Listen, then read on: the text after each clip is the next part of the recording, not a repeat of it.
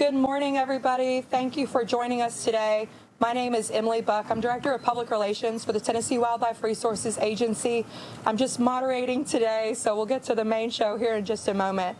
To kick us off, we're going to have remarks from TWRA Executive Director Jason Maxedon, as well as Appalachian Bear Rescue Interim Executive Director Greg Greco. After that, we'll have a portion for the press to ask questions. We'll kick it off with Director Maxedon.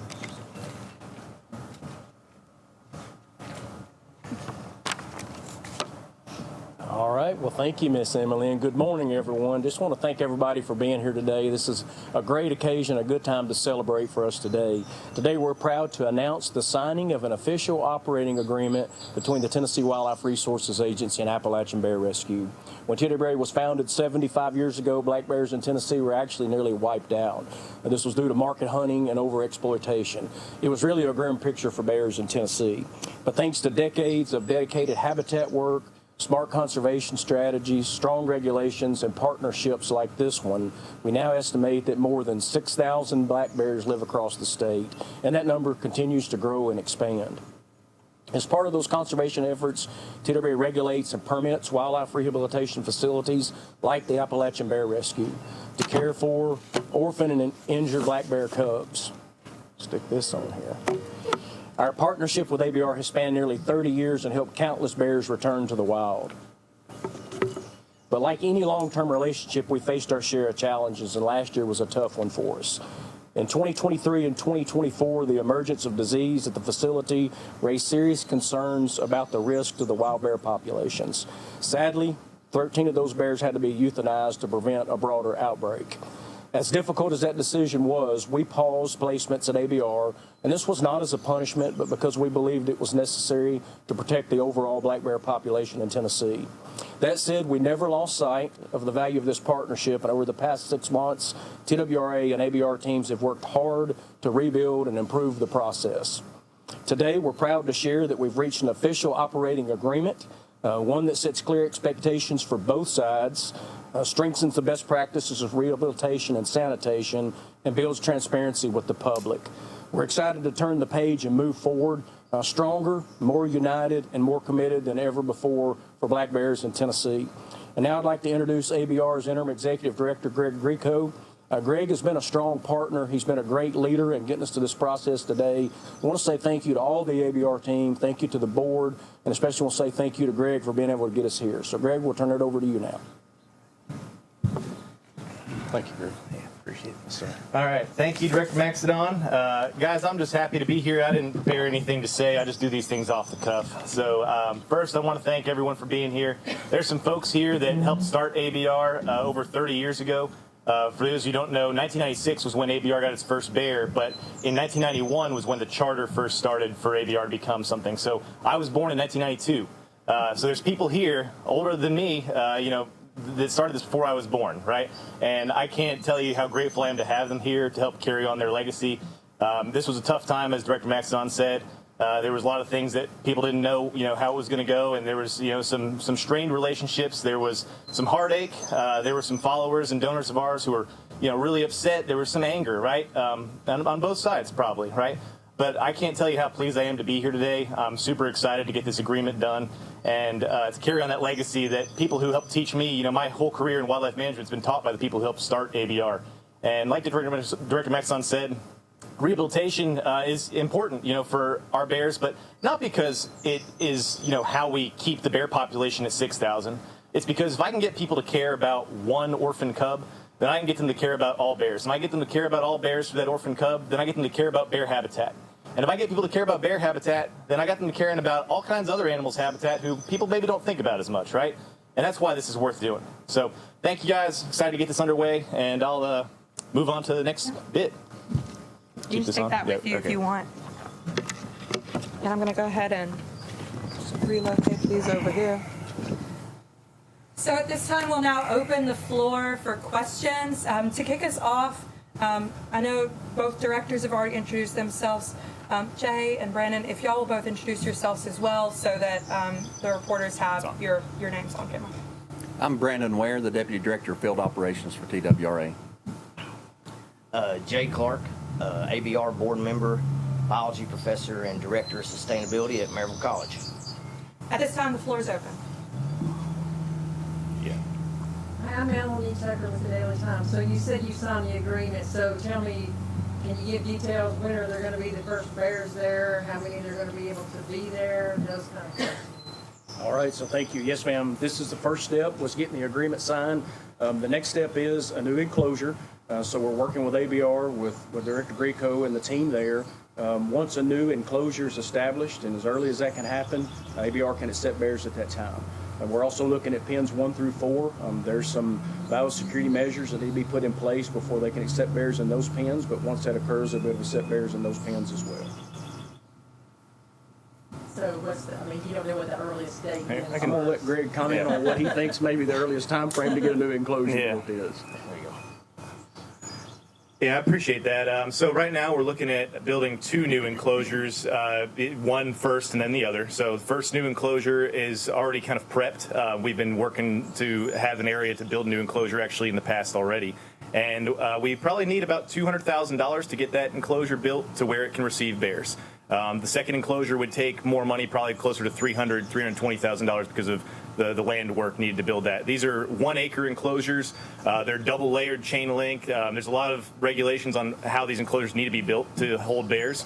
And in the agreement, we're going to be limited to 3 bears per half acre and up to 6 bears per whole acre, and no more than 6 bears in a group together. So 2 new enclosures will allow us to accept up to 12 bears in those new enclosures. Our old enclosures, once we meet the biosecurity recommendations and perform some studies on that, could hold another 10 to 12 bears. They're about an acre each as well for those 4 enclosures divided into 2 half-acre sections. So once we get all the enclosures, the new ones built and the other ones operational, we'd be able to accept up to 24 bears based on the agreement.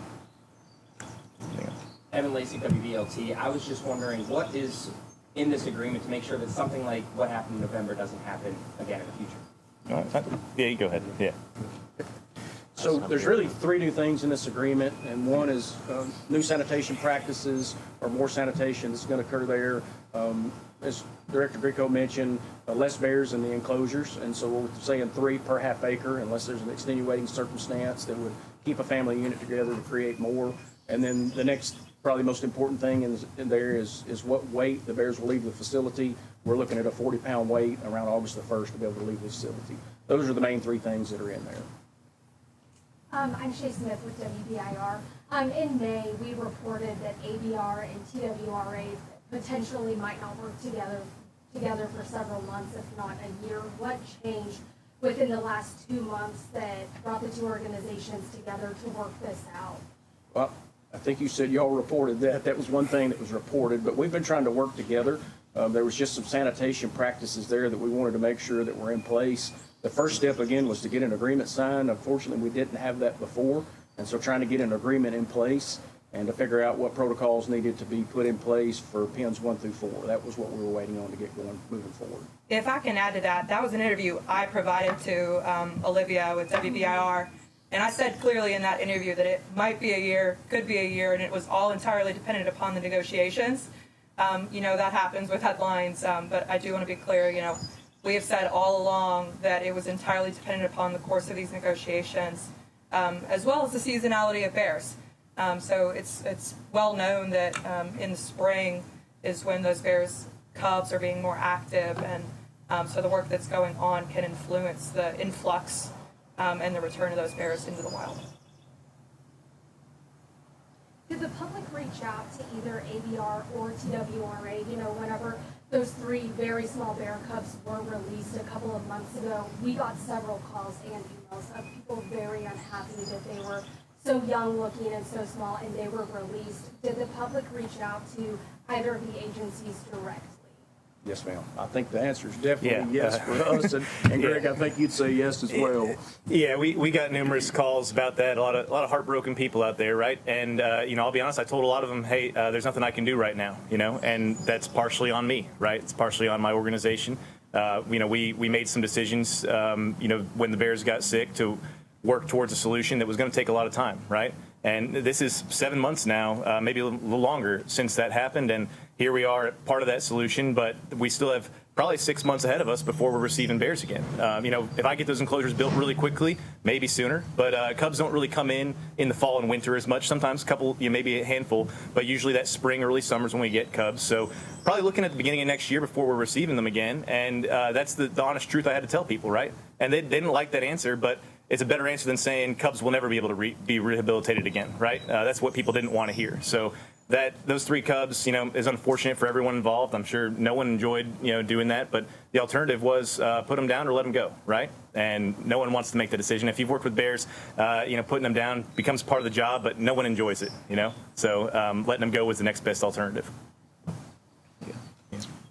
And I'll add a piece to that. We follow a matrix, and as Director Kirkhope just mentioned, there's 3 things that can happen. You can either euthanize that bear, you can put that bear back out in the wild, or you can foster that bear.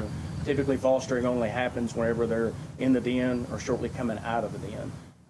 And looking at these bears, they were very healthy bears. There's been 4 of those that's occurred with. So typically what we look at is if a mother's been missing for 36 hours, that's when we choose to do that. One of these bears has actually been sighted since. There's a video of that bear. So that bear was actually healthy 10 days later, looking good. There was somebody that took a video of that bear.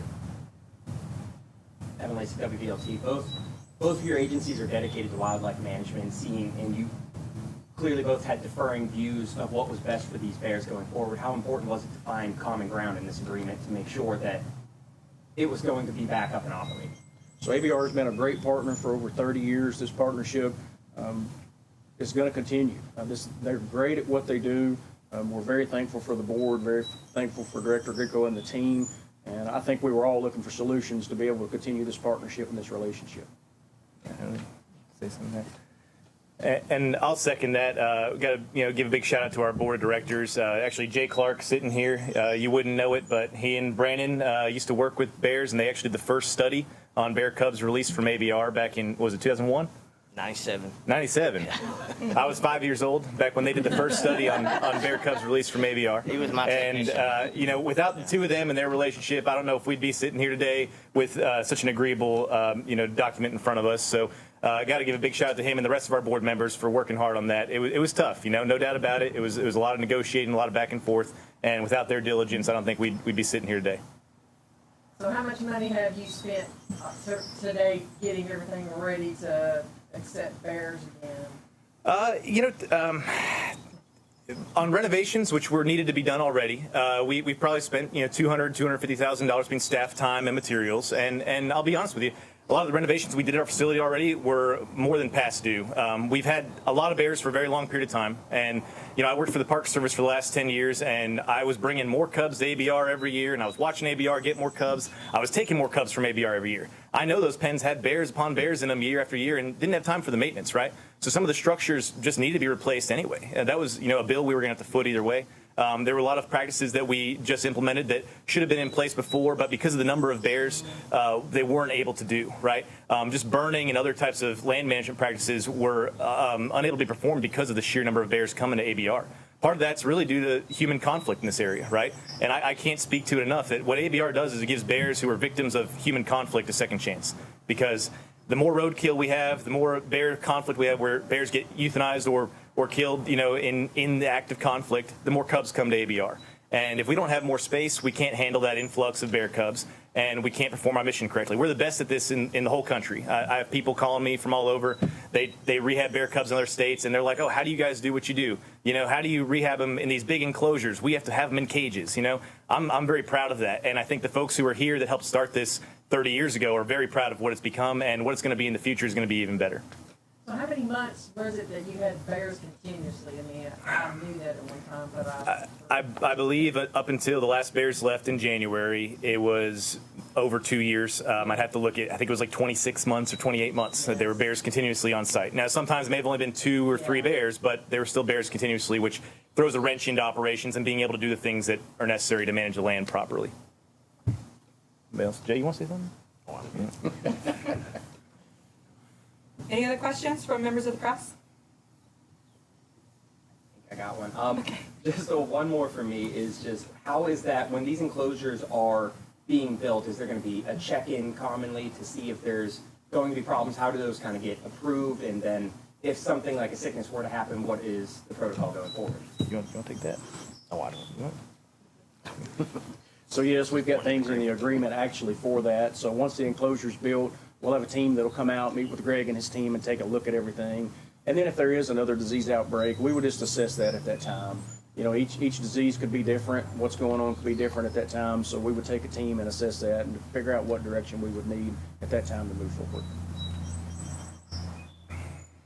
All right, if there's no other questions, just want to wrap up here by saying thank you to all of the attendees who have joined us. At this time, we now have an official ceremonial signing of the agreement. Guys, if you'll flip to that yellow tab. And this is a copy of the agreement that our directors are going to sign together. Sorry, I was saying sweat bee. All right. Yeah, you can sign it. We'll switch. Yeah, we'll trade. We'll switch. All right.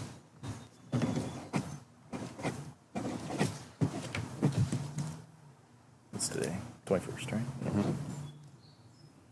Just thought about one else. Yep.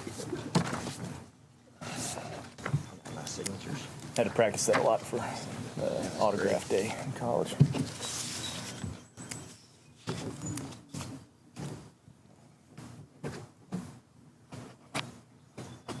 I want to make sure it all gets. There's no auto pen here. That's right.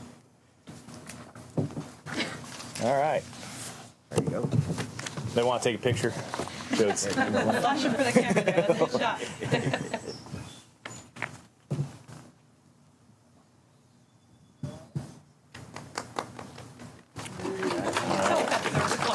thank you guys.